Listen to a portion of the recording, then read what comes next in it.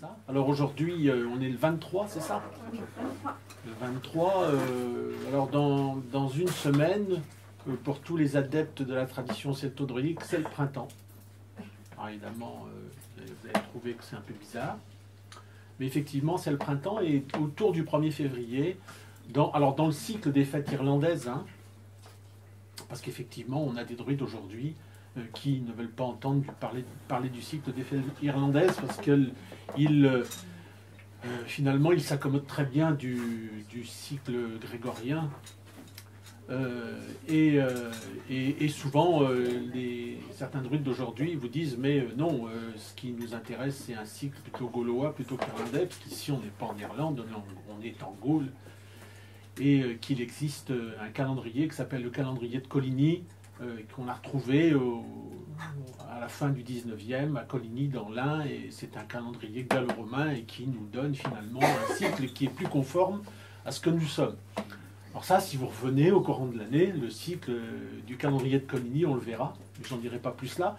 Mais moi, aujourd'hui, j'observe le cycle des fêtes irlandaises, parce que ma foi, je m'en porte fort bien, et puis ça fait 30 ans que ça dure, et ça va bien comme ça. Et donc, dans le cycle des fêtes irlandaises, qui rejoint celui du calendrier de Coligny dont j'ai parlé tout à l'heure, hein, bien, on va trouver 4 grandes fêtes cardinales, qui sont 4 grandes fêtes d'ouverture de saison. Et donc l'une de ces grandes fêtes, ça va être autour du 1er février, c'est la fête d'Imbolc, c'est la fête du printemps. Rapidement, parce que ça c'est le sujet du mois prochain, le cycle des fêtes druidiques, vous voyez, au fur et à mesure, je fidélise la clientèle. Donc le cycle des fêtes druidiques commence au 1er novembre, hein, autour du 1er novembre. Dans le calendrier de Coligny, justement, le calendrier gaulois dont je vous parlais tout à l'heure, cette fête irlandaise, qui est la Samhain, qu'on écrit Samhain, S-A-M-A-I-N, on le retrouve sous le nom de Samhain. Hein. Donc vous voyez que, visiblement, le cycle du calendrier gaulois de Coligny, il est très proche du cycle irlandais. Et dans le calendrier de Coligny, il se trouve que les 3 nuits de Samhain commencent exactement au 17e jour du mois de Samhain, hein, et qui correspond à notre mois de novembre. Donc, la fête de Samhain autour du 1er novembre, eh bien, ça va être la fête du Nouvel An celte, ça va être le début de l'hiver, ça va être aussi la fête de la classe guerrière. C'est très important, ça, vous allez voir pourquoi tout à l'heure. Et puis, à la fête de la Samhain, normalement, les portes entre les mondes sont ouvertes. Hein, c'est-à-dire que le temps et l'espace sont abolis. Donc les portes entre les mondes sont ouvertes, ça veut dire que, et ça, la mythologie, aussi bien galloise qu'irlandaise, regorge d'exemples comme ça, où nous, les êtres humains, on peut aller se promener comme ça dans l'autre monde. Les êtres de l'autre monde, même les déesses et les dieux, peuvent venir aussi dans notre monde. Alors, comme nous le montrent les textes, effectivement, de la mythologie, pour nous, c'est quand même beaucoup plus risqué. Hein. Il y a des exemples comme ça de héros qui partent dans l'autre monde et puis qui finalement, quand ils ont envie d'en revenir, eh bien, quand ils sont aux portes de ce monde-là, tombent comme en cendres, comme en poussière. Hein. Donc c'est plus risqué. Donc je vous conseille pas trop, à moins que vous soyez au dernier article, de tenter quoi que ce soit la nuit de Samhain de ce côté-là. Hein. Mais en tout cas, cette première fête-là, au moment des mois noirs, comme le disent les Bretons, ils appellent ça Misdu, hein, les mois de novembre et de décembre, cette fête-là, ça va être un moment particulier, on va pouvoir effectivement avoir une relation particulière avec l'autre monde. Et comme l'autre monde, dans la tradition celtique, se présente sous la forme d'une île qui se trouve dans la direction du nord-ouest, hein, une île qu'on appelle l'île d'éternelle jeunesse. Et cette île, elle est plantée de pommiers, et des pommiers d'or. Donc vous cueillez une pomme d'or, vous la croquez, vous êtes rassasié immédiatement pour 40 jours. Hein. Bon, et la pomme se reconstitue aussitôt. C'est cette île-là qui va être christianisée dans les romans du Graal avec l'île d'Avalon. Hein, parce que le nom de la pomme, en breton, c'est Avalou. Donc c'est l'île aux pommiers. Et comme c'est une île, ben, au-delà des mers, bien évidemment, il faut traverser l'eau, quoi. Il faut parcourir l'eau pour pouvoir y arriver. Donc c'est pour ça que dans la tradition celtique, l'eau va être le passage privilégié vers l'autre monde. Alors évidemment, à la Samin, au 1er novembre, qu'est-ce qu'on va faire? On va plutôt se réunir dans une zone marécageuse, au bord d'un étang, mais plutôt dans une zone marécageuse, parce que qu'est-ce qui va se passer dans le marécage? C'est la putréfaction, c'est le pourrissement, qui évoque bien sûr la mort, parce que la fête de la Samhain, de la Samhain, ça va être aussi, puisqu'on a ce contact avec l'autre monde, ça va être aussi la fête de la mort, mais ça va être aussi la fête des grands anciens. Alors c'est pour ça que le christianisme a récupéré la symbolique de cette fête de la Samhain, de la Samhain, de la Samhain, sous la forme de la fête de la Toussaint et de la fête des morts. Alors j'ai regardé dans le calendrier, là c'est la fête des défunts. Ça fait moins peur. Enfin, ça revient au même. Mais, et donc, vous voyez bien que l'eau va être très très importante à ce moment-là. Mais vraiment, plutôt l'eau qui va avoir un effet putréfacteur. Et puis, donc, au 1er février, autour du 1er février, toujours, ça va être la fête du printemps.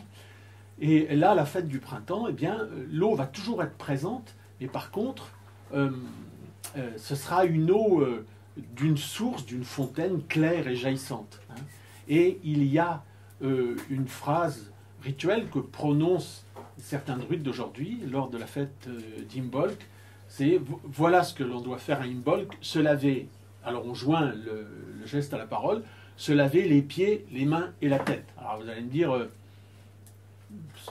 c'est beaucoup, en même temps c'est pas trop, et ce que ça nous montre tout simplement, ça, c'est que la fête d'Imbolc, c'est une fête de purification, de lustration à la sortie de l'hiver. Voilà. Donc c'est cette fête-là qu'on va célébrer la semaine prochaine.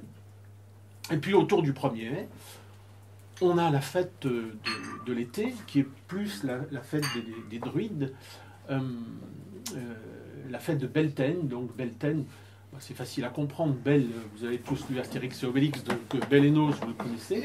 Et puis Ten, ça veut dire feu, les feux de Bel. Et puis ensuite, au 1er août, autour du 1er août, il y aura la fête de la lune Nasad. Lug, parce que c'est le nom d'un grand dieu, le grand dieu de la lumière. On va retrouver, alors Lug, c'est un dieu irlandais évidemment, mais on le retrouve en Gaule sous le nom de Lugus ou de Lugos. Et là où vous le connaissez le mieux, c'est avec le nom de la ville de Lyon, qui est un Lug du nom la forteresse, la colline, et puis Lug, forteresse du dieu Lug. Et là, cette fête-là, c'est la fête de l'automne, et c'est une fête royale aussi, parce que le roi, dans la tradition celtique, qui est issu de la classe guerrière, donc qui va être élu à la Samhain, on va faire le bilan de son règne au moment de la lune Nasad, parce que si les blés ont été prospères, si les arbres ont donné des fruits, si les animaux ont fait plein de petits, si les mamans ont donné beaucoup d'enfants, eh bien, c'est le signe d'un roi qui a bien fait son travail. C'est-à-dire que ce qu'il faut bien comprendre, en fait, c'est que le roi, dans la tradition celtique, en fait, il est l'axe de son royaume, c'est-à-dire que son royaume doit s'organiser autour de lui dans la paix, la prospérité, exactement comme notre globe terrestre tourne régulièrement et harmonieusement autour de son axe polaire. Et donc, ce roi-là va être, qui est pourvoyeur. Imaginez si vous avez une image qui devrait vous venir en pensant à un roi, c'est ce geste-là. C'est ce geste-là. C'est-à-dire c'est celui qui pourvoit son royaume de tous les bienfaits. Voilà. Et donc, effectivement, on va faire son bilan au moment de la lune Nasad, si les greniers sont pleins, etc., etc. Ça sera le signe d'un bon règne. Donc en fait, ce cycle des fêtes druidiques, que je vous expliquerai le mois prochain, pour ceux qui seront là, c'est un cycle qu'on peut appeler cycle de réalisation royale, parce que élection au moment du 1er novembre, et enfin, bilan du règne autour du 1er août, au moment de la lune Nasad. C'est très important pour la suite, vous comprendrez pourquoi. Alors, oui, se laver les pieds, les mains et la tête. Vous vous souvenez de ça? Si vous voulez bien comprendre ce que signifie la source dans le monde celtique antique, il faut que je vous raconte une petite histoire tant pis pour ceux qui étaient là au mois de décembre, parce que je l'ai déjà raconté, mais ça fait rien. Comme ça vous permettra de bien l'avoir en mémoire. Il y a une source que vous connaissez tous, mais en fait, que vous ignorez tout de même. Elle se trouve dans le ciel. Et ce soir, quand vous rentrerez chez vous, quand il fera bien nuit, vers 8h, 8h30, vous regarderez vers la direction du lever du soleil, vers l'est, et là, vous la verrez dans le ciel. Alors, cette histoire, il y a très longtemps, en Irlande, eh bien, il existait un dieu qui se nommait Dagda. Alors nous, en Gaule, on le connaît sous la forme de Sukelos. Bon, alors les puristes vont me dire que je l'ai mal prononcé. Parce que normalement, je devrais prononcer Sukelos. Bon, je trouve que c'est un peu moyen.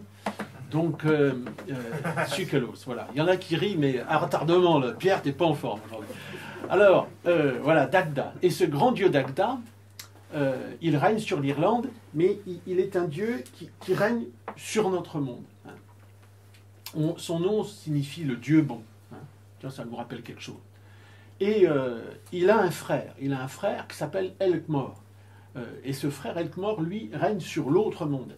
Et Elkmor signifie, le nom d'Elkmor signifie le grand méchant, le grand envieux, le grand jaloux. Et vous allez voir pourquoi tout à l'heure. Il a toutes les raisons de s'appeler comme ça. C'est pas de sa faute. Et ce dieu Elkmor, il a une femme. Il a une femme merveilleuse, qui est une déesse évidemment, elle-même, qui s'appelle Boan, ou Boyne, ou Boan. Et elle est belle, elle est très très belle. Et évidemment, comme elle est très très belle, Dagda, donc vous l'avez suivi, si c'est le frère d'Elkmor, Boyne est sa belle-sœur. Et Dagda, eh bien, il jette un œil quand même sur sa belle-sœur. Et il la trouve rudement à son goût. Alors, qu'est-ce qui va se passer? Il va avoir envie de coucher avec elle. Mais c'est un problème quand même de coucher avec la femme de son frère. Vous comprenez bien un petit peu les désagréments que ça peut apporter. Alors, en même temps, on a deux solutions. C'est de retenir sa libido, ou alors c'est de faire en sorte que tout se passe le mieux possible. Bon, alors Dagda, il va plutôt opter pour la deuxième solution. Et Dagda, c'est le dieu des druides. Alors donc, il a des druides autour de lui. Il va convoquer ces druides et il va leur expliquer les dispositions dans lesquelles il se trouve. Alors les druides vont lui dire, écoute, c'est pas difficile, tu vas envoyer ton frère en mission à l'autre bout de l'Irlande. Nous, pendant ce temps-là, on va tenir le soleil immobile au sommet du firmament pendant 9 mois. Ton bonnet de frère va croire voyager pendant un seul jour, et en fait 9 mois vont attendre avant qu'il ne revienne. Parfois, Dagda trouve que c'est une très bonne idée. Il appelle son frère Elkmor, qui est tout content qu'on l'envoie en mission d'ambassadeur pour trouver une femme à son frère, dans une région, dans un désert d'Irlande, qui est très froid, à l'autre bout de l'Irlande, vers le nord. Et il part.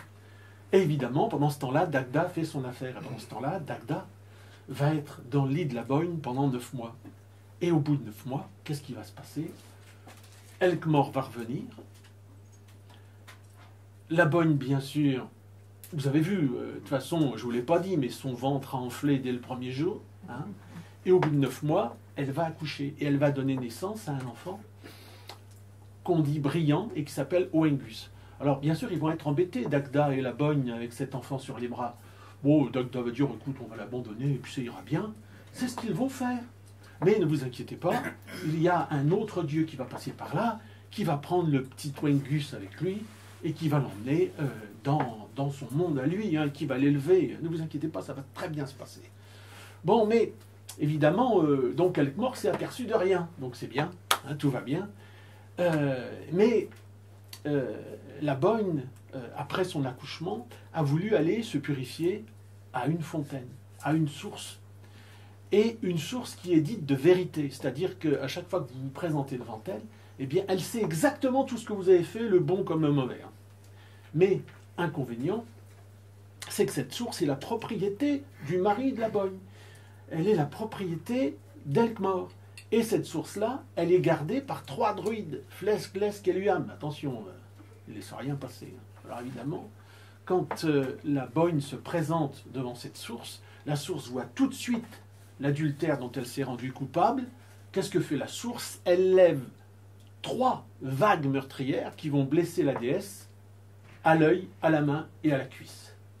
Et bien sûr, la Boyne, elle, va s'enfuir. Hein, mais la source ne va pas en rester là. Elle va la poursuivre. Et donc la course-poursuite va creuser le lit d'un grand fleuve qui va devenir le fleuve de la Boyne, qu'on peut voir encore en Irlande aujourd'hui. Et évidemment, en arrivant au bord de la mer, la Boyne va s'évanouir dans la mer d'Irlande et elle va mourir dans la mer d'Irlande, tout simplement. Alors, évidemment, c'est un peu triste comme histoire. Il se trouve qu'on a un môme qui est orphelin. Bon, d'accord, il a une famille adoptive, mais... Alors un jour, c'était marrant, c'était l'an dernier, je crois, il y avait un petit môme qui était là, il avait une dizaine d'années, et il me dit, comme ça, il m'interrompt, et puis il me dit, mais non, mais ton histoire, elle n'est pas triste. Ah bon? Non, non, parce que, d'accord, il a plus de maman, mais il a 2 papas maintenant. Alors c'est bien, quoi. Hein, vous voyez, c'est comme quoi, vous voyez, les contes mythologiques irlandais collent à l'actualité. Hein, c'est formidable, quoi. Alors, évidemment, cette histoire, elle nous semble extrêmement immorale, parce que, quand même, qu'un gars couche avec la femme de son frère... Alors vous allez me dire, ce sont des dieux, ce ne sont pas des êtres humains. Bon, mais justement, c'est pour ça que ça se passe comme ça, parce que le christianisme dit Dieu a créé l'homme à son image. Moi, je pense que c'est plutôt l'inverse. C'est plutôt nous qui avons créé les dieux à notre image. Et forcément, on va leur donner des histoires qui correspondent aux nôtres. Hein. Bon, alors, on peut le lire sur un plan moral. Moi, ça ne m'intéresse pas trop, hein, parce qu'ils font ce qu'ils veulent, les gens. Ils font ce qu'ils veulent, les gens. Hein. Bon. Non, c'est une autre histoire qu'on nous raconte là. Je vous ai dit tout à l'heure, j'ai fait des gestes exprès. Le dieu Dagda, c'est le dieu de notre monde. Hein. Alors en fait, le dieu Dagda va personnifier quoi? Le ciel étoilé de l'hémisphère nord. Puis je vous ai dit, Elkmor, son frère, c'est le ciel, c'est le dieu de l'autre monde. Donc lui, il va être la personnification du ciel de l'hémisphère sud. Et puis, quand on regarde comme ça, dans notre ciel, qu'est-ce qu'on voit? On voit une grande trace blanche comme ça qui traverse le ciel. Et bien c'est quoi ça? C'est la Voie lactée. Mais la Voie lactée, en fait, c'est uniquement le disque de la galaxie que l'on voit par la tranche. Hein, parce que nous, on est plongé dans la galaxie, dans notre galaxie spirale. Et ce qui fait que forcément, la trace que laisse la galaxie dans notre ciel, on la voit aussi bien dans l'hémisphère sud que dans l'hémisphère nord. Donc la Voie lactée, elle est aussi bien dans l'hémisphère sud que dans l'hémisphère nord. Donc la Voie lactée se partage entre le ciel de l'hémisphère nord et le ciel de l'hémisphère sud. C'est pour ça que la tradition celtique va faire de la Voie lactée, donc de la Boyne. Boyne, ça veut dire vache blanche. Alors, vous savez pourquoi, au fait, cette trace, on l'appelle la Voie lactée? Là, ça, il faut aller voir dans la tradition grecque. Il y a un héros, Hercule, hein, Héraclès, qui, la déesse Héra lui avait donné la tétée. Puis bon, le petit, déjà, il était balèze. Hein, donc, il a tété trop fort le sein de la déesse, elle l'a repoussé, et ce qui fait que le jet de lait a créé la Voie lactée. Voilà. Donc, on est là réellement, Boyne, la vache blanche. Boyne, ça veut dire aussi celle qui procure des vaches. Hein. Donc la Boyne va représenter tout naturellement la Voie lactée, et le fleuve de la Boyne en Irlande représente ça également. Mais on trouve ça dans d'autres traditions. Hein. Dans la tradition égyptienne, par exemple, vous avez Isis, elle a la tête coupée, on a le dieu Hathor qui lui met une tête de vache, et c'est là qu'elle devient la déesse vache Hathor, et elle donne naissance au dieu Horus, qui est lui aussi un dieu solaire, comme Oengus. Et alors Oengus, eh bien ça va être quoi? Je viens de vous le dire, comme Horus, ça va être le jeune soleil, ça va être l'enfant soleil. Et donc, que nous raconte l'histoire totalement immorale que je viens de vous donner, là? Eh bien, tout simplement, la naissance ou la renaissance du soleil dans notre ciel au moment du solstice d'hiver. Alors, pourquoi j'ai dit au moment du solstice d'hiver? Parce qu'au moment du solstice d'hiver, on a une constellation qui brille très fortement. C'est la plus belle des constellations qui existent, à mon avis. Et pour nous, ça n'est qu'une constellation nocturne, c'est la constellation d'Orion. Et en fait, la constellation d'Orion, elle est à peu près à cheval sur l'équateur céleste, et elle a la forme soit d'une cafetière, soit d'un sablier. Vous regarderez ce soir, comme je vous l'ai dit, là, vers 8 heures, à l'est, et vous allez la voir, vous ne pouvez pas la louper. Et en fait, à l'endroit où elle se resserre, c'est ce qu'on appelle le baudrier d'Orion, hein, ou la ceinture d'Orion. Et là, vous avez 3 étoiles très très brillantes que les anciens les anciens astronomes arabes ont appelées Al-Nitak, Al-Ninak et Mintaka. Et en fait, la Voie lactée semble jaillir depuis l'hémisphère sud dans notre hémisphère nord, en passant sur l'équateur céleste, pile sur cette constellation d'Orion. Alors en fait, cette constellation d'Orion, elle représente la source, la fameuse source de vérité qu'on appelle la source de la Ségué, du conte que je viens de vous faire. Et les 3 druides, Fles, Ples, Keluan, qui gardent la source d'Elkmor, ça correspond aux 3 étoiles du baudrier d'Orion. Voilà. Donc une belle source, la source par excellence dans le domaine celtique, la voilà. Et elle est dans le ciel. Hein. Alors, je vous ai dit tout à l'heure que l'autre monde se présentait sous la forme d'une île. Pas seulement. Dans la tradition celtique, l'autre monde aussi, l'entrée vers l'autre monde, se trouve sous tous les tertres. Dès que vous voyez un cairn ou un tumulus, pour la tradition celtique, en dessous, c'est l'entrée vers l'autre monde. Et vous allez voir à tel point que vous connaissez tous le tombeau de Merlin. Généralement, les gens, quand on les emmène en forêt de Brocéliande, ils veulent voir tous le tombeau de Merlin. Alors on leur dit, vous êtes sûr que vous voulez le voir? Oui, on veut voir absolument le tombeau de Merlin. C'est vrai que de venir en forêt de Brocéliande et puis de ne pas voir le tombeau de Merlin. Et alors, en général, quand on les emmène devant le tombeau de Merlin, ah bon? C'est ça? Oui, c'est ça, on vous avait prévenu tout de même. C'est un peu la même réaction que quand on les amène devant la fontaine de Barenton. Je me souviens une fois, une dame, c'était en plein mois d'août, d'accord? Donc il faisait très chaud, elle était harassée, elle arrivait là. Quoi? Faire tous ces kilomètres? Alors elle comptait ces kilomètres qu'elle avait fait depuis son lieu de résidence jusqu'ici, à Pimpon. Et ensuite les 2 kilomètres qu'elle s'était enfilée à pied. Tout ça pour voir ce Bacha.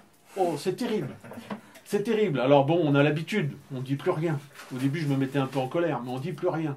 Mais c'est vrai que après, on leur explique ce qu'est cette fontaine de Barenton. On en parlera tout à l'heure. Donc ça se passe un petit peu mieux après. Mais le tombeau de Merlin, on a beaucoup de difficultés à leur montrer que c'est un lieu fondateur. Alors, effectivement, ce tombeau de Merlin, aujourd'hui, c'est plus qu'une pierre ou 2. Il faut savoir quand même qu'au XIXe siècle, c'était une belle allée couverte, qui faisait 7 ou 10 mètres, je ne me rappelle plus, mais enfin c'était quelque chose d'assez imposant. Et alors là, il y avait une légende qui disait que sous cette allée couverte, il y avait un trésor. Alors les gens, qu'est-ce qu'ils ont fait? Ils ont dynamité le truc pour aller chercher en dessous. Ils n'ont rien trouvé, évidemment. Parce qu'ils ont pris au pied de la lettre la légende. Mais c'est triste, c'est tristement vrai. Et donc, mais vous voyez jusqu'où, finalement, ça peut aller, quoi. Jusqu'où on est imprégné par une tradition, visiblement, qu'on ignore. Parce qu'aujourd'hui, la tradition celtique, la plupart des gens sont dans l'ignorance complète de la tradition celtique. Mais ça fait rien. Il y avait une légende qui disait qu'il y avait un trésor en dessous. Bon, c'est comme ça. Donc, voilà, l'autre monde dans la tradition celtique, donc le passage privilégié vers l'autre monde, c'est à la fois l'eau. Donc, à chaque fois que vous allez trouver une source, une fontaine, un étang, vous êtes en présence d'un passage privilégié vers l'autre monde. Et puis, sinon, eh bien, à chaque fois que vous trouvez un tertre, en dessous, on est censé trouver un souterrain. D'ailleurs, on trouve ça très souvent dans les légendes liées aux mégalithes. On a très souvent la légende d'une pierre qui, à certains moments de l'année, au solstice par exemple, vont s'envoler pour aller boire dans une pièce d'eau d'à côté, et puis qui va découvrir à ce moment-là une entrée souterraine vers l'autre monde. C'est pas spécifique à la Bretagne. Si vous allez sur le mont Beuvray, dans le Morvan, avec la roche de la Vouivre, avec la pierre de la Vouivre, vous avez exactement la même histoire. Par exemple, une femme qui avait un enfant et qui était dans la misère la plus totale, là-bas, autour du mont Beuvray, en Morvan, avait entendu dire qu'effectivement, il y avait des trésors cachés sous la pierre de la Vouivre. Alors elle est venue à minuit, le jour dit, où normalement la pierre partait pour aller boire dans une pièce d'eau voisine, Et alors, effectivement, quand la pierre s'est soulevée, ben, la femme a vu avec son enfant, elle a vu un trou comme ça, puis un escalier, et puis des trésors. Alors, elle est descendue avec son enfant, mais elle était tellement attirée par tous les trésors qu'elle remplissait un sac, mais la légende lui avait dit pourtant qu'à minuit, la pierre allait revenir, mais non, rien n'y a fait. Et je suppose qu'elle a écouté un sifflement dans les airs qui ramenait la pierre, alors elle a réussi à sauver, mais le môme est resté à l'intérieur. C'était terrible. Alors, elle a été se confier au curé du coin, à Glu-en-Glen ou, je sais pas, à Saint-Léger-sous-Beuvray. Et le curé lui a dit, de toute façon, il fallait attendre l'année prochaine. Et l'année d'après, elle y est retournée. Évidemment, elle a sorti son marmot de là, qui avait vécu pendant toute l'année avec une seule pomme. Tiens, c'est marrant parce que on retrouve l'île aux pommiers de tout à l'heure. Hein, on retrouve le fruit de l'autre monde et de connaissance de tout à l'heure. Donc, vous connaissez tout ça, et je vous dis, c'est pas seulement fixé en Bretagne, on retrouve ça à peu près partout. Alors moi, ce que j'aime bien aussi, c'est cette fontaine qu'on a là, la fontaine Sainte-Onenne. Peut-être qu'on effleurera Sainte-Onenne tout à l'heure. Mais la fontaine Sainte-Onenne qui est là est vraiment une allégorie de ce passage vers l'autre monde. Parce que, évidemment, comme toute fontaine, il y a de l'eau dedans, hein, mais aussi elle descend très profondément dans la terre. Il y a je ne sais plus combien, 7 ou 9 marches qui nous permettent de descendre vraiment très profondément. Et même quand on est très grand, en été, hein, quand elle est à sec, quand on descend, on est vraiment sous terre. Hein. Moi, je sais que je ne suis pas très grande, mais j'ai ça encore au-dessus de moi. Je suis sous la terre, quoi. Donc, on a vraiment cette descente dans le monde souterrain, et en même temps, donc, et en plus, la fontaine est bordée de pierres, donc on a tous les éléments. Hein. Donc j'aime bien voir dans cette fontaine de Sainte-Onenne ce passage privilégié vers l'autre monde. La vraie fontaine miraculeuse en forêt de Paimpont, c'est pas la fontaine de Barenton, hein. C'est la fontaine de Paimpont, celle qui se trouve dans le jardin paroissial. Hein. C'est celle-là, la vraie fontaine miraculeuse. Sous l'Ancien Régime, jusqu'à la Révolution, hein, on avait des pèlerinages qui se faisaient à Notre-Dame-des-Chênes. Notre-Dame de Paimpont s'appelle Notre-Dame-des-Chênes. Il y avait à peu près 40 000 personnes qui venaient là. C'est une fontaine universelle. C'est-à-dire vous avez mal là, vous avez mal là, vous avez mal là. Elle guérit tout. C'est une fontaine universelle. Mais c'est vraiment celle-là, la vraie fontaine miraculeuse. Alors bon, la fontaine de Barenton, il faut quand même en parler, parce que sans fontaine de Barenton, il n'y a pas de forêt de brocéliande en forêt de Paimpont. Parce qu'au XIXe siècle, ça aussi c'est une autre conférence, il faudra que vous reveniez, mais je vais vous donner 2 ou 3 éléments. Parce qu'au XIXe siècle, les érudits locaux vont se baser sur quoi pour dire la forêt de Paimpont, c'est la forêt de brocéliande? Eh bien, ils vont se baser sur 2 romans.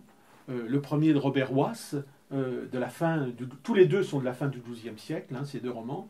Le premier roman de Robert Wass, le roman de Roux, et puis le second, Yvain, ou le Chevalier au Lion de Chrétien de Troyes. Alors, le roman de Roux, ça doit être environ 1160, et puis Yvain, c'est à peu près 20 ans après. Hein.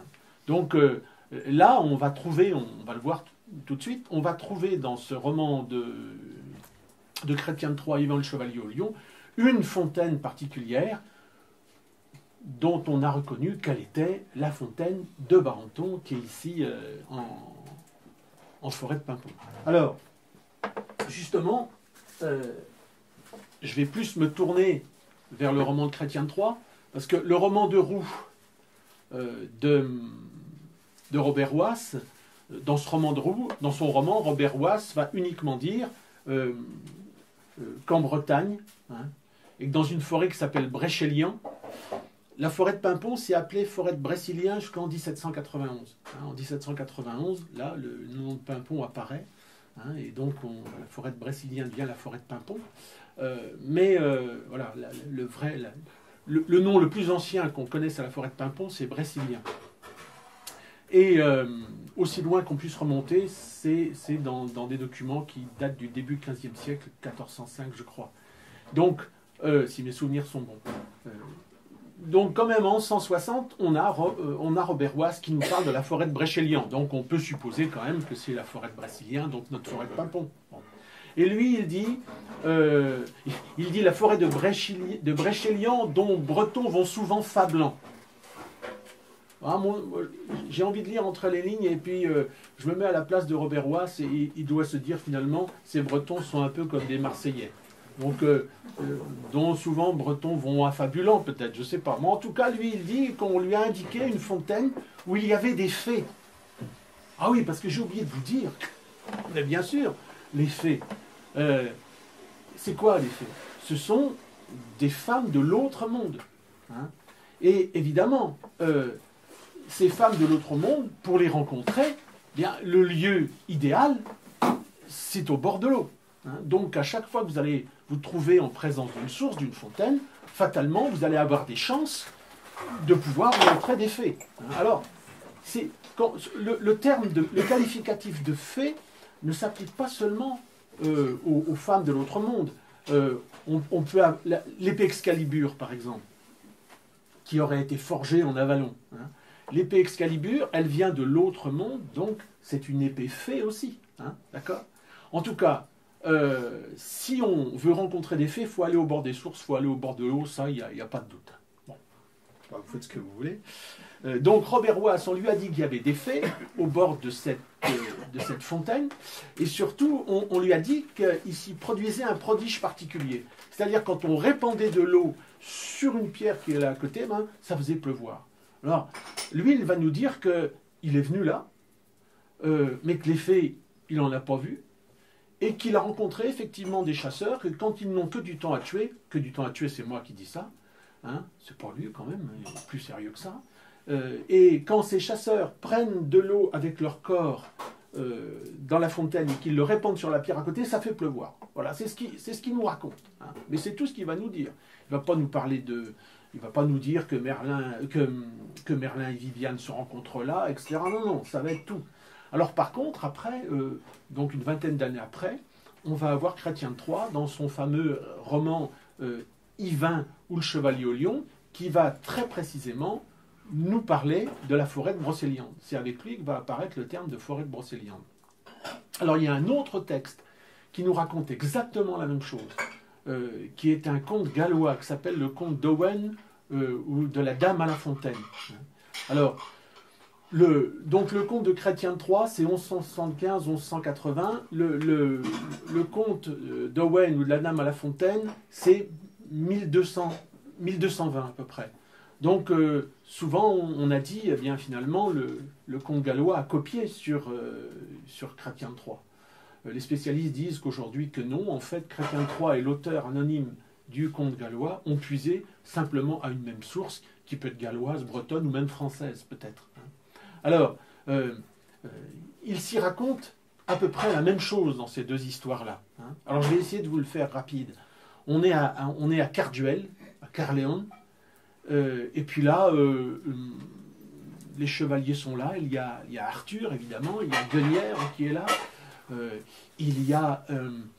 alors, je vais mélanger un petit peu les deux histoires. Hein, je suis désolé. Mais on a évidemment Kay. Kay, c'est un chevalier qui est railleur, qui est moqueur. On va trouver un certain Calogrenant. On va trouver, bien sûr, Yvain. Et... on est en fin de journée. Les versions sont un petit peu différentes, hein, mais on est en fin de journée. Et puis là, avant le repas, le roi Arthur se sent une petite faiblesse. Bon. Alors, suivant les versions, soit on est dans sa chambre, soit on est dans la grande salle du château. Et puis alors là, il a envie de dormir. Il a simplement envie de dormir un peu avant le repas. Et alors, il va dire aux chevaliers et à la reine qui sont là, mais écoutez... moi, je vais me retirer pour dormir un peu. Seigneur Kay, vous n'avez qu'à aller chercher 2 ou 3 pichets d'hydromel et des brochettes de viande cuite à la cuisine. Et puis, en dégustant tout ça, eh bien, vous pourrez converser entre vous. Et pof, le roi s'endort. C'est très important, ça. Le roi s'endort. Et puis, on demande alors, Quinon dans le conte gallois ou Calogrenant dans le conte divin, on lui demande de raconter ses exploits. Et visiblement, il n'a pas tellement envie de les raconter, ses exploits. Mais on va le presser, et puis en plus, la reine va lui demander de parler, donc on ne refuse rien à la reine. Donc, Calogrenant va effectivement raconter l'une de ses dernières aventures. Alors, voilà ce qu'il raconte. Il voulait augmenter le palmarès de ses exploits. Alors, il est parti dans la forêt. Effectivement, la forêt de Brocéliande en ce qui concerne le conte divin. Et puis, il est arrivé à un château où on l'a fort bien reçu, hein, où on lui a permis de dîner, etc. Et on lui a dit, mais il y a bien longtemps qu'on n'a pas vu un chevalier quand même qui cherchait l'aventure passer par là. Alors, donc le châtelain dit à Calogrenant, si vous cherchez réellement une aventure, je vais vous indiquer le chemin pour la trouver. Et effectivement, c'est ce qui est fait. Le lendemain matin, Calogrenant part à l'aventure. Alors il va rencontrer sur un tertre, après un petit moment de chevauchée, il va rencontrer sur un tertre un homme noir, affreux, mais laid, incroyable, mais vraiment très très laid. Et cet homme-là, assis sur son tertre, alors il est assis sur un tertre dans le conte gallois, il est seulement assis sur une souche dans le roman divin. Hein. Et il a une massue à la main. Alors bon, Calogrenant est un chevalier de la table ronde quand même. Hein. Donc, d'accord, bon, au fond de lui-même, il a un petit peu impressionné, mais il va pas le laisser boire, quoi. Et donc, cet homme-là, cet homme noir, en fait, est entouré de bestiaux, de toutes les bêtes possibles et imaginables. Dans une certaine version du conte, ce sont des bêtes à cornes, nous dit-on. Et puis là, dans le conte gallois, effectivement, c'est un grand cerf qui est à côté de lui. Et cet homme noir est le gardien des animaux de la forêt. Mais mieux que le gardien des animaux de la forêt, il est leur maître. Si bien qu'à un moment, il prend sa massue, il en colle un grand coup sur la tête du cerf, qui brame. Ah, évidemment, vous imaginez ce que ça peut faire. Et donc, il déclare effectivement à Calogrenant, enfin à Kynon, je suis le maître des animaux de cette forêt. Et il va lui-même lui indiquer le lieu d'une fontaine prodigieuse. Hein, et lui dit, voilà, tu vas chevaucher encore 2 ou 3 heures, là, et tu vas trouver une fontaine prodigieuse. Il va y avoir un arbre qui est aussi vert, mais même plus vert que tous les sapins qui puissent exister. Tu vas trouver un bassin, une fontaine, le bassin d'une fontaine. Tu vas trouver une sorte de coupe, hein, qui va être accrochée avec une chaîne à une pierre qui est là, hein, à une grande dalle qui est là, et il suffira de puiser de l'eau dans la fontaine, de le renverser sur cette grande pierre, et aussitôt, un prodige terrible va arriver, une tempête, etc. Ben, il ne lui en dit pas plus.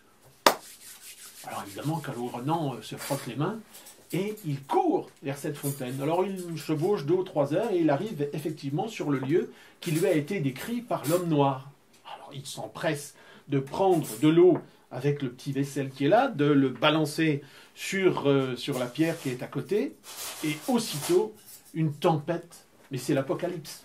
Mais que ce soit Kynon ou que ce soit Calogrenant, dans les 2 versions du conte, s'imaginent leur dernière heure venue, même ils appellent de tous leurs vœux leur mort, parce que supporter une chose pareille, c'est terrible, quoi. Et au bout d'un moment, quand même, alors évidemment, je vous passe les détails de la grêle des éclairs, enfin bref, les chevaliers se cachent derrière leurs chevaux, etc. Bon, ça se calme. Le soleil reparaît. Sur l'arbre qui était à côté de la fontaine, plus une seule feuille. Par contre, des oiseaux, plein d'oiseaux. Et à chaque fois, que ce soit Kynon ou Calogrenant, le narrateur nous dit d'eux qu'ils entendent tout d'un coup des gémissements dans la forêt, des pleurs, et surtout un galop, comme s'il y avait une armée de chevaliers qui se précipitait vers l'endroit. Et là, effectivement, tout d'un coup, un chevalier va arriver, qui s'appelle Esclados le Roux dans le conte divin. C'est le chevalier noir dans le conte gallois. Et évidemment, ce chevalier va demander des comptes à Calogrenant. Et il va ensuite, évidemment, il va demander des comptes. Pourquoi avez-vous troublé la tranquillité de la fontaine? Vous allez m'en rendre raison. Alors la compensation, c'est quoi? Il faut jouter avec lui. Donc là, le premier coup, Calogrenant, quand il arrive, joute avec le chevalier, il mord la poussière, et le chevalier part avec son cheval, le laissant là, tout penaud. Alors évidemment, le seul choix qui reste à Calogrenant ou à Kynon, c'est de repartir à la cour du roi Arthur. Bon, vous savez, une armure, c'est lourd, hein, alors quand on est à pied, on se débarrasse de l'armure. Ce qui fait que les deux chevaliers, dans les deux versions de l'histoire, eh bien, ils rentrent à la cour du roi Arthur avec une main devant, une main derrière. Et surtout, ils ne disent rien de leur mésaventure. Et ça va être effectivement qu'au moment de cette fameuse soirée où le roi Arthur s'endort, où il demande au chevalier de distraire la reine, ben, que le pot aux roses va être révélé. Alors évidemment, les chevaliers qui sont là, Yvain, je reviens à la version d'Yvain le chevalier au lion, Yvain qui est le cousin de Calogrenant va dire, mais moi je veux venger l'affront qui a été fait effectivement à mon cousin. Alors sans rien dire, alors évidemment, Kay va le railler en disant, oui écoutez, c'est pas la peine de faire des effets de manche, vous n'allez pas y aller, vous êtes comme... Je vous le fais un peu à la Camelot, ce qu'on voit à la télé. Au début ça m'énervait Camelot. Et j'ai compris pourquoi ça m'énervait. C'est parce que ça me faisait rire. Ça, c'est terrible. Donc, mais effectivement, Yvain, le lendemain matin, va partir à la première heure, sans prévenir personne, et puis il va se précipiter à l'endroit qui lui a été indiqué par l'histoire de Calogrenant. Il va trouver le même seigneur, le même châtelain, qui va lui indiquer la route à suivre. Il va trouver le même homme noir, hein, et sur son tertre ou sur sa souche. Et puis il va arriver à la fontaine, il va verser de l'eau sur le perron, la tempête, le chevalier qui arrive. Ah oui, mais là, ce coup-ci, c'est Yvain qui va blesser mortellement le chevalier gardien de la fontaine. Le chevalier gardien de la fontaine va alors s'enfuir, et que va faire Yvain? Il aurait pu le laisser aller. Non, il va le poursuivre. Et ils vont arriver tous les deux en face d'une forteresse qui visiblement est la demeure du chevalier gardien de la fontaine. On va arriver sous la poterne, mais malheureusement, sur Yvain va tomber une double herse qui va couper le cheval en deux. Et Yvain va se retrouver là, au milieu, sous la voûte, et il comprend que c'en est fait de lui, parce qu'il se dit, mais quand les gens du chevalier gardien de la fontaine vont s'apercevoir de ce que j'ai fait, ils vont venir me chercher, ils vont m'oxyre, ça c'est sûr. Bon. Mais, suivant les versions du conte, soit dans l'interstice de la porte, soit il y a une petite porte qui s'ouvre dans la voûte là. On a une jeune femme qui arrive. Alors, suivant les versions, elle s'appelle Lunette ou Lunette. Hein. C'est une magicienne. Elle va confier un anneau invisible à Yvain. Mais pourquoi elle va l'aider? Tout simplement parce qu'Yvain, quelque temps avant, lui avait rendu service à la cour du roi Arthur. Hein. Elle le connaît. Elle lui dit, oui, tu es Yvain, fils d'Urien, etc. Tu prends cette bague, cet anneau, quand tu le tournes comme ci ou comme ça, tu te rends invisible. Hein. Comme ça, quand les compagnons du chevalier gardien de la fontaine vont venir te chercher, ils ne verront ton cheval coupé en deux. Hein. Et effectivement, c'est ce qui va se passer. On ne va trouver que le cheval coupé en deux. Et pendant ce temps-là, Lunette va prendre soin d'Yvain, va le baigner, va le nourrir. Il va être dans une chambre splendide, une chambre qui a une petite fenêtre d'où il peut voir l'extérieur. Alors évidemment, imaginez bien, pendant tout ce temps-là, il va entendre des cris, des pleurs. Hein. Au début, il va entendre effectivement des pleurs qui vont faire que on comprend que les gens du chevalier gardien de la fontaine découvrent qu'il est mortellement blessé. Puis à minuit, il y aura d'autres pleurs. Ah, qu'est-ce qui se passe? Va dire Yvain à Lunette. Notre Seigneur vient de mourir. Ah, et puis au lever, un peu après le lever du jour, d'autres pleurent. Qu'est-ce qui se passe? Ah ben, on met le chevalier en terre. Bon. Et évidemment, lui, Yvain, il va grimper, il va regarder à la petite fenêtre et voir les funérailles du chevalier gardien de la fontaine. Et là, il va voir une femme, une superbe femme blonde, qui se tire les cheveux, qui se frappe la tête, tout le corps. Ah, nom de Zeus, c'est la femme, c'est l'épouse du chevalier gardien de la fontaine, Lodine s'appelle-t-elle. Et là, Yvain va en tomber amoureux, tout de suite. Hein. Voilà, c'est un peu difficile aussi, tomber amoureux de la femme de celui que vous avez oxy la veille, c'est un petit peu difficile. Toujours est-il que les obsèques vont se faire, la dame Lodine va être inconsolable, mais il y a un problème qui se pose quand même. C'est que la fontaine n'a plus de gardien. Et alors, il y a une phrase qui se trouve dans le conte gallois, mais qui ne se trouve pas dans Yvain ou le chevalier au lion. J'avais cru la noter, là, tant pis, je vais vous la dire de mémoire. Et en fait, Lunette fait tout ce qu'elle peut pour convaincre Laudine d'épouser Yvain. Et elle a cet argument-là. Elle dit, mais pour remplacer ton défunt mari, il faut trouver quelqu'un de plus fort que lui. Ah oui? Alors, l'autre Claudine, de l'autre côté, elle fait un peu la bêtasse, finalement. Il faut lui expliquer que celui qui est plus fort que son mari, c'est celui qui l'a tué. Et oui. Et donc, Lunette, qui est une sorte d'éminence grise, va arriver finalement à convaincre, bien que le meilleur époux qui soit, c'est Yvain. Yvain ou Owen dans le conte gallois. Et c'est ce qui va se passer. Il va y avoir un mariage, effectivement, entre la dame de La Fontaine et le chevalier qui a tué son mari. Bon, et effectivement, qu'est-ce qui va se passer? Il y a soit Owen, soit Yvain vont prendre la place du chevalier mort, et ils vont devenir gardiens de La Fontaine. Alors imaginez-vous quand même, là-bas, à la cour du roi Arthur, depuis le fameux soir, on n'a pas revu Yvain. Alors, dans le conte gallois, on ne l'a pas revu depuis 3 ans. Ils sont un peu durs à la détente quand même, parce que au bout de 3 ans, le roi Arthur va dire, bon, allons voir ce qui se passe. Et toute la cour du roi Arthur va se déplacer sur le lieu de La Fontaine. Et on va recommencer le truc, etc., jusqu'à arriver à provoquer le miracle de La Fontaine. Le premier qui va s'y coller, ça va être Kay, évidemment. Et Kay va mordre la poussière sous les coups d'Yvain. Oui, mais Yvain, évidemment, Yvain, lui, il a reconnu ceux qui étaient là. Alors qu'est-ce qu'il va faire? Il va prendre le cheval de Kay et il va l'amener au roi Arthur. Alors le roi Arthur va dire, mais qui êtes-vous? Alors l'autre va enlever toute sa quincaille et va se faire reconnaître. Et alors immédiatement, qu'est-ce qui va se passer? On va s'embrasser. Et donc Yvain va inviter toute la cour du roi Arthur à venir festoyer dans le château de la belle propriétaire de La Fontaine. Alors, dans le conte gallois, ils vont festoyer pendant 3 mois. 3 ans. Voilà, 3 ans, 3 mois. Dans le conte d'Yvain, bon, il reste qu'une semaine. On est un peu plus raisonnable.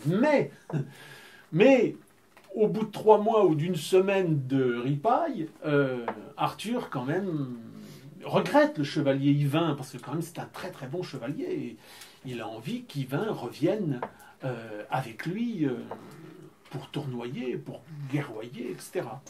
Donc il va essayer d'obtenir la permission de Dame Laudine pour pouvoir avoir Yvain à ses côtés. Dame Laudine va dire, bon d'accord, je veux bien qu'Yvain me quitte et laisse son poste de gardien de La Fontaine pour aller guerroyer et tournoyer avec vous, mais je lui donne un délai. Alors dans Yvain c'est 3 mois, et dans le conte gallois c'est 1 an. Oui, mais de toute façon, au bout des 2 délais, qu'est-ce qui va se passer? Yvain ou Owen vont pas revenir, ils vont avoir oublié.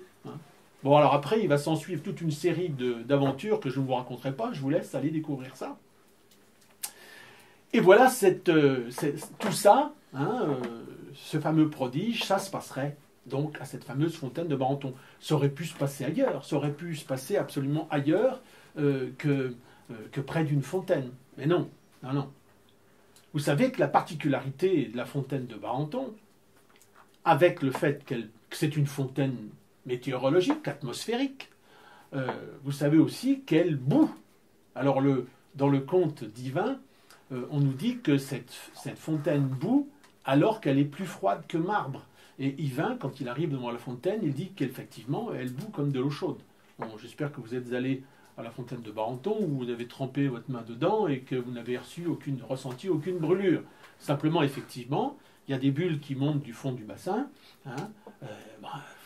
C'est de l'azote. C'est de l'azote.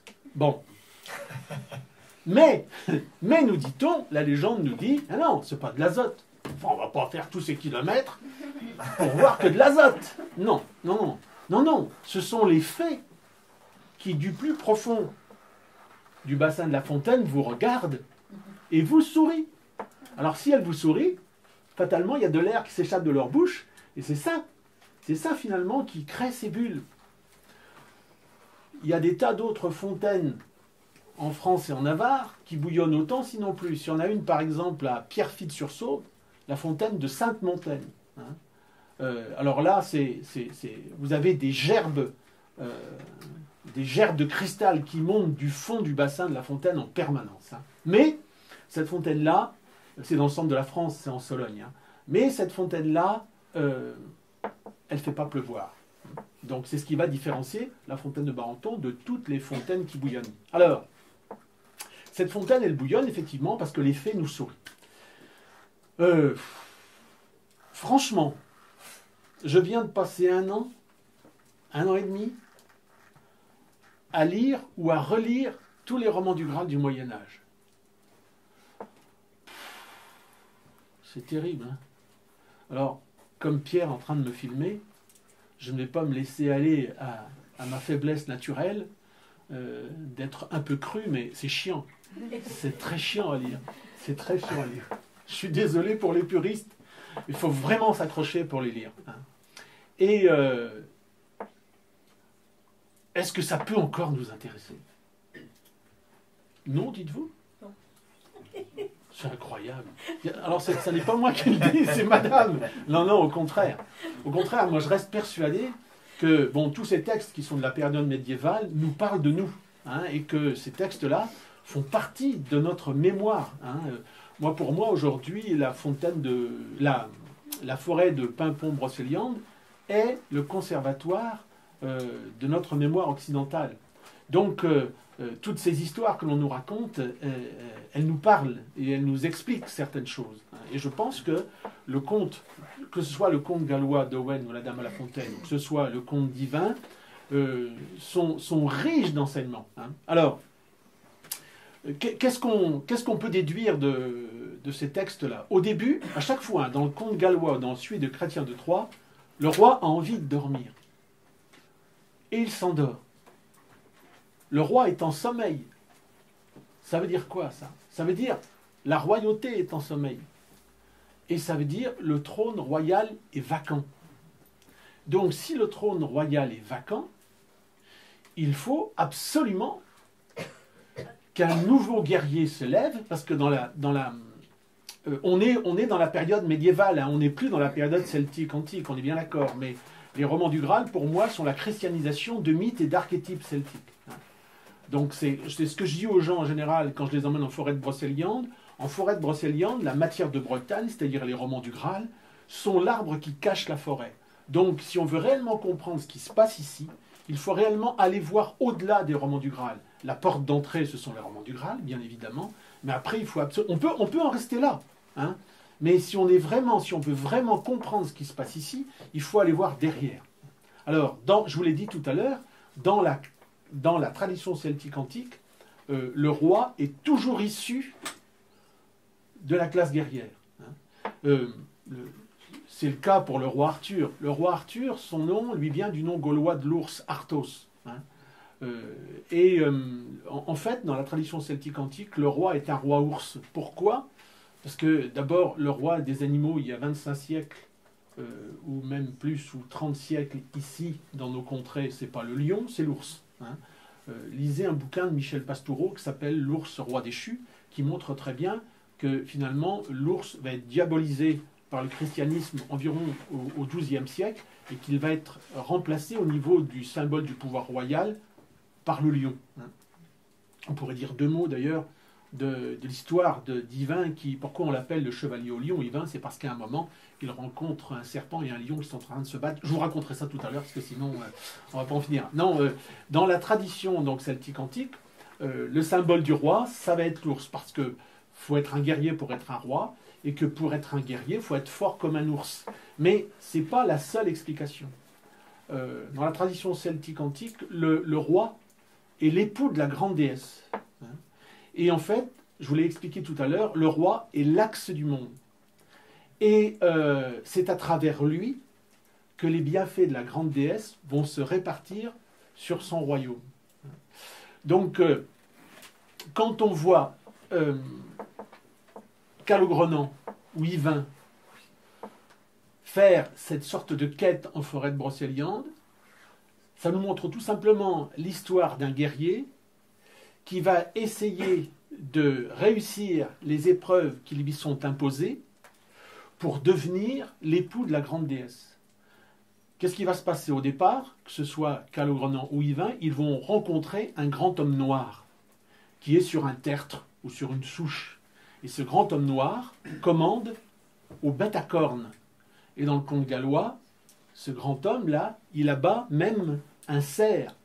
Alors en fait, ce grand homme noir, ça n'est que la figuration d'un dieu celte qu'on appelle Cernunnos ou Cernunnos, hein, qui ne se présente jamais sous la forme d'un cerf, mais sous la forme d'un homme qui est vieux, qui est chauve la plupart du temps et qui a des bois de cerf sur la tête. Donc c'est un dieu arbre, si on veut, c'est un dieu cerf, mais c'est un dieu des arbres, c'est un dieu de la forêt. Hein. Et ce dieu Cernunnos, il est maître des mondes souterrains. Donc, quand Calogrenant ou Yvain rencontre ce grand homme, assis sur un tertre, ça veut dire qu'il arrive aux portes de l'autre monde, et que le gardien des portes de l'autre monde, c'est Cernunnos. On va le retrouver christianisé dans la géographie chrétienne avec Saint Cornélie. Hein. Cornélie, c'est un saint breton, il est plutôt localisé dans le sud de Bretagne. Il serait lui-même la christianisation de Saint Corneille, qui aurait été pape, et qu'on représente avec une vache parfois, ou une corne de vache. Et il aurait été chassé de Rome. Tout d'un coup, Saint Corneille ou Saint Cornélie va aller se cacher dans l'oreille d'un des deux bœufs qui traînait le chariot sur lequel il avait mis ses bagages. Et puis là, depuis l'oreille du bœuf, il va leur faire un signe de croix dans l'air au-dessus de la tête, et les païens qu'il poursuivait vont être transformés en menhirs, pétrifiés. Et c'est ce qui va donner les alignements de Carnac. C'est pour ça que les alignements de Carnac, aujourd'hui, sont appelés les soldats de Saint-Cornélie. Hein. Bon. Donc, ce dieu-là, il est plutôt localisé dans le sud de la Bretagne, mais on le trouve ici en forêt de Brocéliande, en forêt de Pimpon et aux alentours, on le trouve dans certaines chapelles. Si vous allez à Crétudel, par exemple, c'est vers Loya, je crois, vous allez avoir une très belle statue de Saint-Cornélie avec un bœuf couché à ses pieds, etc. Donc, Saint Cornélie, ça correspond effectivement, c'est une christianisation de ce dieu Cernunnos. Donc, à chaque fois, effectivement, quand Calogrenant et Yvain vont se présenter devant lui, c'est ce dieu-là qui va leur donner l'autorisation, d'abord, de rentrer dans l'autre monde et leur donner le chemin pour aller dans l'autre monde. Et effectivement, une fois que l'homme noir va donner au chevalier les indications pour aller à la fontaine. On va arriver à la fontaine et effectivement, on va se retrouver face à ce bassin d'eau. Et donc là, on est en présence d'un passage privilégié vers l'autre monde. Alors, il va y avoir tout ce rituel d'aspersion de l'eau, etc. pour finalement arriver, pour Yvain, à épouser l'Odine. Et en fait, l'Odine n'est que la représentation de la grande déesse. Et alors, vous allez me dire, bah oui, mais qu'est-ce qui se passe pour Calogrenant? Calogrenant, c'est tout simplement un guerrier qui prétendait à la royauté, mais qui n'a pas réussi les épreuves, tout simplement. Hein. Alors, maintenant, on peut se dire, mais qu'est-ce qu'on en fait de tout ça aujourd'hui? Qu'est-ce qu'on fait quand on va à la fontaine de Barenton, finalement? C'est moins risqué pour nous. Moi, en allant à la fontaine de Barenton, j'ai jamais rencontré d'homme noir. Enfin, une fois, j'ai rencontré un truc qui était pas mal. Hein. Mais je ne vous le raconterai pas parce que Pierre filme. Mais si vous voulez, une fois qu'il aura arrêté sa caméra, je pourrais vous la raconter. Mais c'est vraiment... Je crois bien que c'était un peu Cernunnos quand même que j'ai rencontré. Et c'était un Cernunnos qui n'avait pas de poils. Hein. Il n'avait même rien sur lui. Enfin bon... Allez, je vous la raconte? Non, je ne peux pas. Allez. C'est vous qui l'avez voulu. Hein. Je vous ai entendu. Hein. Oui. Non, mais vous allez voir, c'est fou. C'est fou. C'était il y a 3 ou 4 ans, il faisait très très chaud, c'était un mois d'août. Et moi, je ne sortais pas de la maison. Et soit je sortais très tôt, ou soit je sortais très très tard. Très tard, j'allais à la fontaine vers 20h. Quoi, hein. Et donc, avec mon épouse, nous allons à la fontaine. Alors, on met 20 minutes, nous, pour y aller. Hein, et le parking était désert. Il y avait une très belle lumière rasante, c'était magnifique. On s'assied sur le perron, donc le perron de Merlin, le perron de Bellenton, de Barenton. Et puis bon, vous êtes certainement tous allés là-bas, c'est vrai que c'est une fontaine comme une autre, mais toute cette fontaine, toute cette forêt de pimpon brocéliande, finalement, c'est presque une forêt comme une autre. Bah, sauf que c'est un peu plus beau et qu'elle a un pouvoir évocateur qui agit sur notre imaginaire. Hein. Alors on se laisse porter. Et c'est vrai, moi, ce soir-là, il y avait un léger souffle de vent dans les arbres. Alors je me souvenais de l'histoire, effectivement, du pin qui était plus vert que tous les pins au-dessus de la fontaine. Ben, l'arbre était là. Je me souvenais qu'après, effectivement, une fois que la tempête avait cessé, ben, il y avait plus une seule feuille sur l'arbre, mais qu'il y avait des tas d'oiseaux qui étaient arrivés sur l'arbre. Et là, c'est un drôle d'oiseau que j'ai vu arriver. J'étais assis comme ça, mon épouse avait sa tête reposée sur mon épaule. C'était le nirvana, quoi. Hein. Et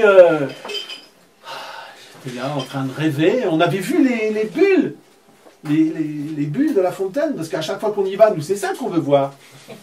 Et la fontaine avait bullé, les fées nous avaient souri. Et là, j'étais en train de rêver. Et donc, vous voyez, j'étais assis à peu près à cette hauteur-là. Et j'ai ouvert les yeux. Et donc, la fontaine est large, quoi, 1 mètre, 1 mètre 50, je sais pas, allez, 2 mètres. Juste en face de moi, j'ai vu certainement une incarnation de Kernunos, parce qu'il n'avait pas de bois sur la tête, mais je pense que les oiseaux s'y seraient bien perchés. Faut que je dise vraiment? Eh bien, j'ai vu apparaître un homme entièrement nu, mais nu, hein, on ne pouvait pas être plus nu que lui. Hein. Et j'avais, au niveau de mes yeux, un perchoir à oiseaux comme je n'en avais jamais vu. Vous savez, dans ma jeunesse, j'ai fait 4 ans d'armée. Donc j'ai pris des douches collectives, ça tu couperas. J'ai pris des douches collectives, on est à 40 dans les douches, on sait ce que c'est qu'un homme, quoi. Hein. Et là, je n'avais jamais vu ça. Je n'avais jamais vu ça. Et vous allez voir comme on est bête.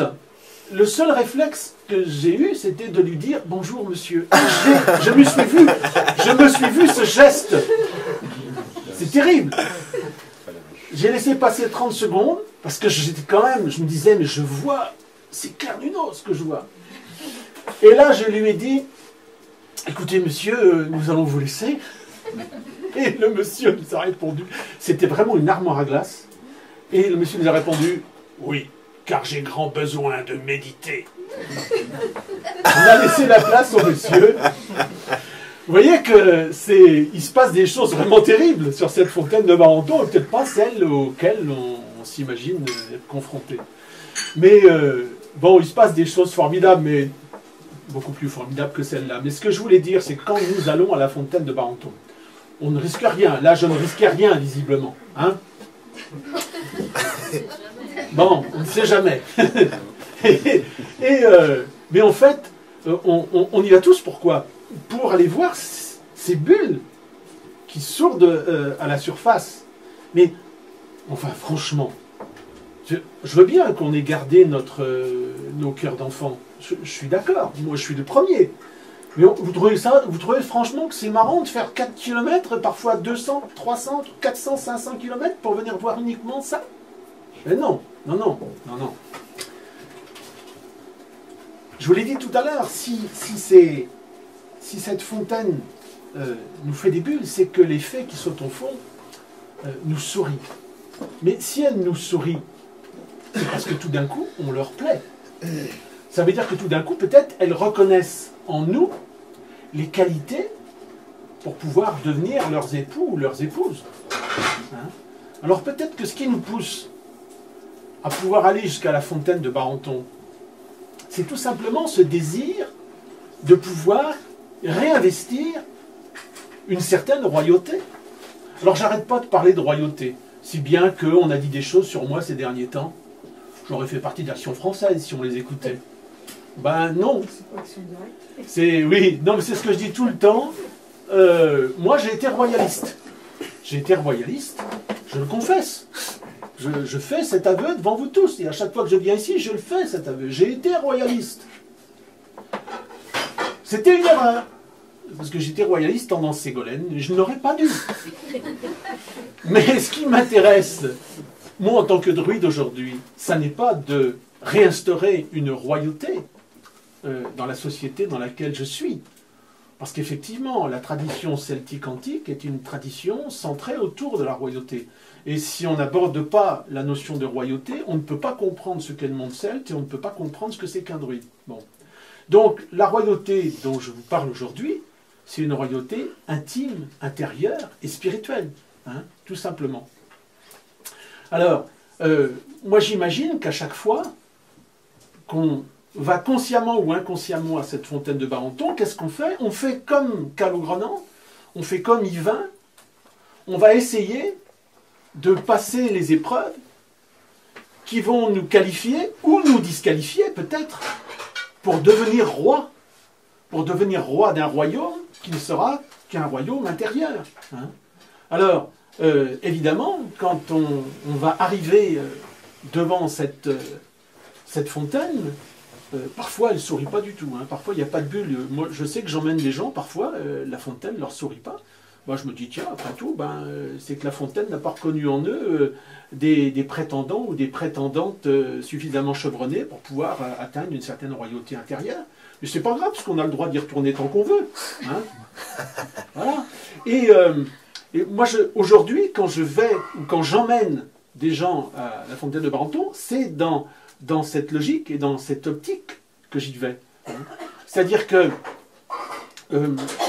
ça c'est dans la prochaine conférence, mais en fait, à quoi doit nous mener le cycle des fêtes druidiques, qui je vous le rappelle est un cycle de réalisation royale, c'est à réinvestir effectivement une royauté intime et intérieure et spirituelle qui est inspirée de la royauté celtique.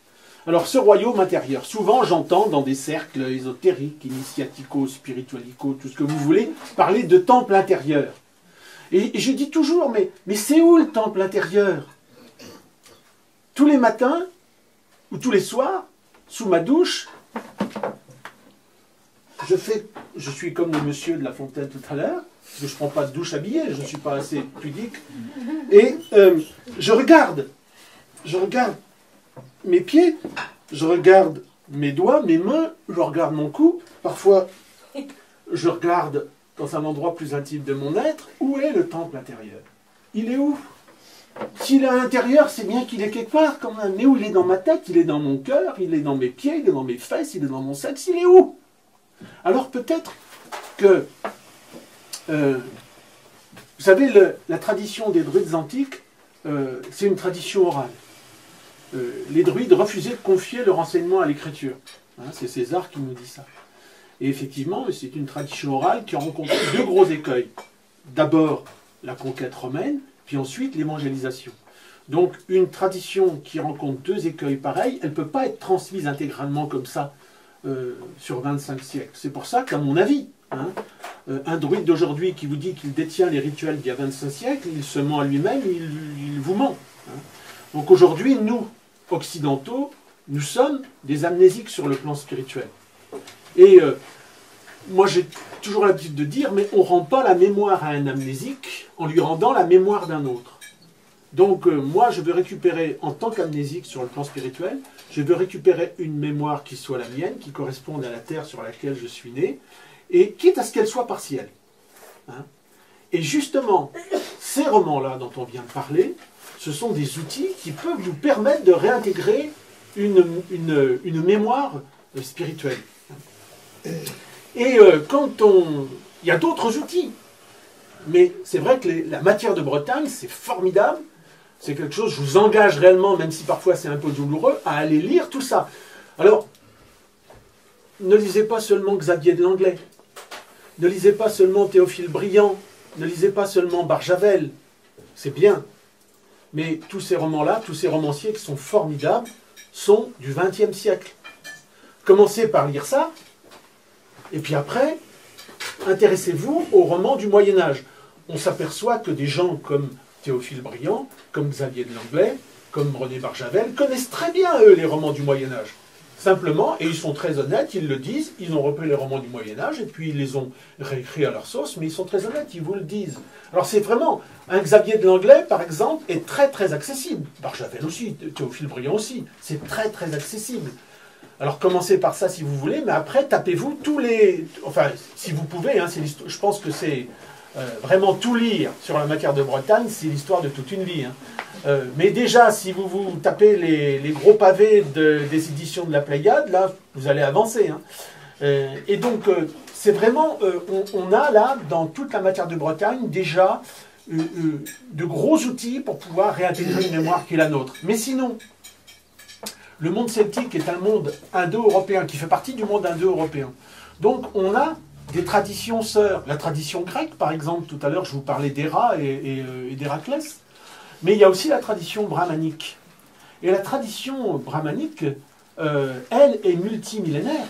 Et elle n'a jamais été interrompue. Et la tradition védique nous dit que nous ne sommes pas que des êtres de chair, mais que, effectivement, nous avons une structure subtile et occulte. Alors, c'est là où je viens parler de ces fameuses roues, ces fameux chakras. Un jour, une amie me dit « Mais t'es druide et t'arrêtes pas de parler de chakras, mais ça va pas, non ?» Je dis « Ben pourquoi moi, occidental, j'en aurais pas des chakras, moi ?» C'est évident. Hein, et donc, et alors ce qui est intéressant, c'est effectivement... que la tradition dans les Yoga Sutras de Patanjali, par exemple, qui ont été codifiés au 5e siècle avant notre ère, c'est-à-dire ça correspond à la période de l'Athènes, donc à la grande période celtique chez nous, hein, eh bien on trouve effectivement une description de cette structure anatomique, subtile et occulte, et on nous parle de chakras. Alors il se trouve que bien, les 3 chakras de base, on va dire, hein, le premier, situé entre l'anus et le sexe, là, le chakra racine, il est lié à la pierre. Il est lié au règne minéral. Et puis que le second chakra, le chakra sacré, qui se trouve à mi-chemin entre le nombril et justement ce chakra racine, c'est le chakra sacré, ou urogénital, c'est un peu... Urogénital, ça fait un peu... Enfin, vous voyez, et qui est lié à l'eau. Tiens, on retrouve la pierre, on retrouve l'eau de la fontaine, on retrouve la pierre de tout à l'heure, sur laquelle on renverse l'eau du bassin. Et puis, le dernier, l'ultime, le 7e, c'est le chakra coronal. Alors tiens donc, on aurait, dans les 2 premiers centres énergétiques que la tradition védique nomme des chakras, des roues, hein, tout simplement, on aurait les éléments qu'on vient de rencontrer dans les contes qu'on a là. Hein. Et puis évidemment, on a l'histoire de la couronne. Donc, finalement, peut-être que... c'est pas peut-être, c'est sûr, on a un axe comme ça, qui correspond à l'axe polaire, qui correspond à l'axe royal, qui commence par la pierre, et qui finit par la couronne. Alors peut-être que voilà peut-être un début de description d'un royaume intérieur. Voilà peut-être un début de description du temple intérieur. Alors ce que j'ai oublié de vous dire, c'est que dans la tradition celtique antique, pour élire des rois, on utilise une pierre. Or, cette pierre, en Irlande, on l'appelle la pierre de Fal. On trouve ça dans les textes de la mythologie irlandaise. Et cette pierre de Fal, eh bien, si vous allez en Irlande, vous ne la verrez pas. Mais par contre, si vous allez à Édimbourg, vous verrez au palais d'Édimbourg la pierre de Scone. Alors, qu'est-ce que c'est que la pierre de Scone? Ben, c'est tout simplement la pierre de Fal, selon Fabien Régnier, qui a écrit un bouquin là-dessus. Ce serait la pierre de Fal que les Écossais auraient reçue des Irlandais. Et cette pierre de Scone... Pourquoi elle s'appelle pierre de Scone? Parce que tout simplement les Écossais l'avaient mise à un endroit qui s'appelait Scone. Cette pierre de Scone, en 1296, elle va être ravie, enfin elle va être prise aux Écossais, volée aux Écossais, par un roi anglais qui s'appelle Édouard Ier. Alors qu'est-ce qu'il va faire? Il va prendre cette pierre, il va l'emmener, et puis en 1308, cette pierre va être enchâssée dans le trône de Westminster Abbey. Ce qui fait que tous les rois et les reines d'Angleterre, jusqu'à la dernière en 53, vont être couronnés sur cette pierre. Et en fait, en 96, le gouvernement anglais va rendre cette pierre aux Écossais. Et donc vous voyez, 700 ans après que le roi d'Angleterre Édouard Ier l'aurait pris. Et en 1997, au moment du référendum sur l'autonomie de l'Écosse, il va y avoir... oui, alors il va y avoir en 97 le référendum, et ce sera le 700e anniversaire de la bataille de Stirling. Vous connaissez tous la bataille de Stirling? Bah oui, fatalement. Mais bien sûr que vous la connaissez. Bien sûr que vous la connaissez, parce que je vois parmi vous des cinéphiles, et parfois même des adorateurs de cette fameuse boîte qu'on appelle télévision, et le film dont je vais parler maintenant est passé, bien sûr, enfin, Mel Gibson, Braveheart, William Wallace. La bataille de Stirling, c'est tout simplement la bataille que les Écossais ont gagnée contre les Anglais, et les armées écossaises étaient dirigées à ce moment-là par William Wallace, qu'a incarné le splendide Mel Gibson. Et cette bataille de Stirling, donc, le référendum sur l'autonomie de l'Écosse va être fait 700 ans exactement après cette fameuse bataille. Hein. Comme quoi, vous voyez peut-être que les Écossais sont moins amnésiques que nous. Alors cette fameuse pierre, pourquoi elle est utile? Comment est-ce qu'on s'en sert pour pouvoir élire les rois? Eh bien, c'est pas difficile, nous dit la mythologie irlandaise. Lorsque celui qui est capable d'exercer des fonctions royales se présente devant cette pierre se met à crier. Alors, je sais bien, il y en a depuis 3 ans qui me suivent et qui attendent que je leur fasse le cri de la pierre. Je travaille, mais pour l'instant, je n'ai pas encore réussi. Donc, ça veut dire quoi, la pierre se met à crier? Ça veut dire qu'elle émet un son. Hein. Ça veut peut-être tout simplement dire ça, qu'il y avait un rituel spécifique qui consistait à mettre une pierre en vibration hein, et à lui faire émettre un son. Et évidemment, la vibration, c'est quoi? C'est la vie. Donc celui qui est capable de générer la vibration est capable de générer la vie et est capable d'assurer prospérité, évidemment, à son royaume. Donc cette pierre, nous l'avons en nous, dans Chakra Racine, qui est associé au règne minéral. Donc il n'appartient qu'à nous de faire crier cette pierre, c'est-à-dire de la mettre en vibration, c'est-à-dire d'établir une élévation de conscience pour pouvoir un jour retrouver cette royauté intime et perdue qui est symbolisée dans ce centre coronal, ce fameux chakra couronne dont nous parle la tradition védique. Donc, c'est vrai qu'ici, en forêt de Brocéliande, enfin en forêt de Pimpon, Brocéliande, si vous voulez, on est sur un lieu où finalement on ne vient pas faire un tourisme habituel. J'ai fait une émission l'autre jour sur FR3 et je participais à l'émission avec un monsieur qui...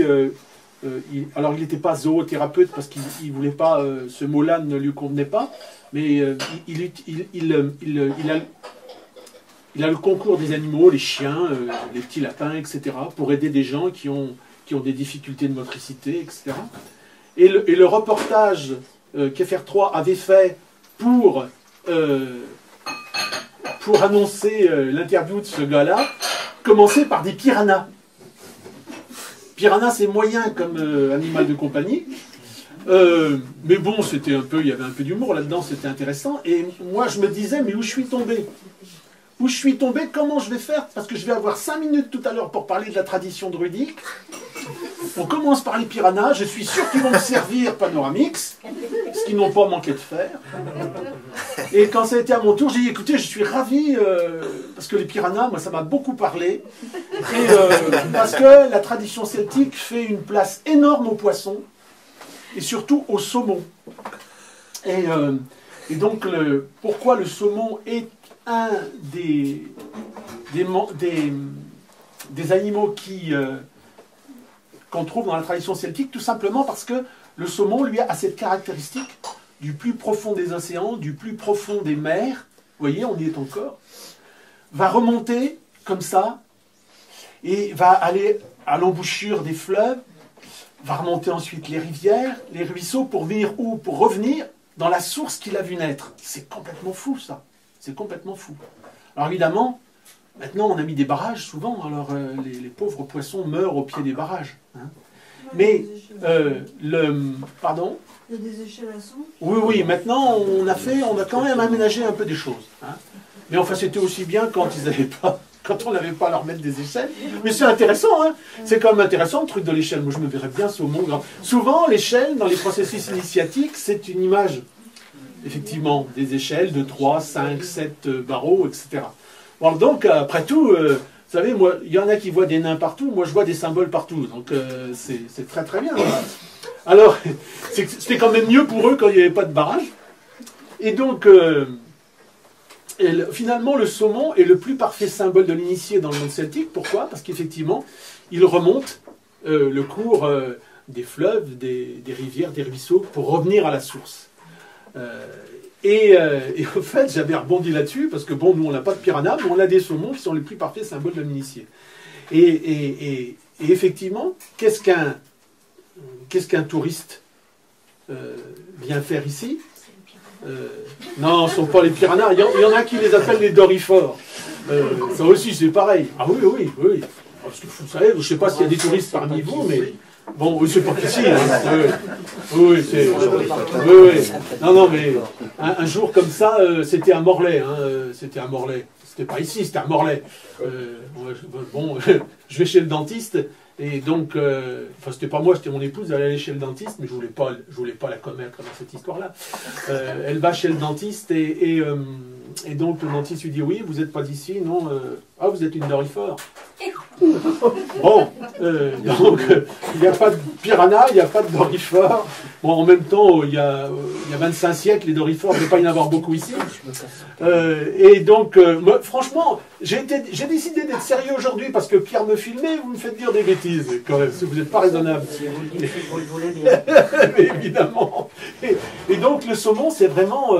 donc aujourd'hui, moi, ce que je vois... vous savez, j'ai un voisin qui dit que les touristes ici, c'est terrible parce qu'avec tous les cars qui passent, ça lézarde nos maisons. Bon, il a un problème relationnel peut-être avec le genre humain, mais pour moi, effectivement, tous ces touristes qui viennent ici ne viennent pas faire un tourisme habituel. C'est conscient ou inconscient, un retour aux sources que l'on fait ici. Donc c'est pour ça que je trouve fantastique qu'effectivement, l'inconscient collectif, à un moment ou à un autre, ait désigné cette forêt de Pimpon pour être la forêt de Brocéliande. Parce que vraiment, l'inconscient collectif, il me semble, hein, a fait de cette forêt de Pimpon le conservatoire de notre mémoire. Et à chaque fois qu'on vient ici, effectivement, on remonte à cette source qui est si importante pour la tradition celtique antique. Voilà. Je n'ai pas été trop long cette fois-ci. Je pourrais vous parler encore longtemps, mais je suis sûr que... Enfin, peut-être, j'en sais pas. Hein, peut-être que Marilyn va préparer des choses. Voilà. Voilà ce dont j'avais envie de vous parler une semaine avant que nous allions nous laver les pieds, les mains et la tête à la source. Et ben, je vous remercie d'avoir été aussi... Merci beaucoup. Ça va? J'ai été correct?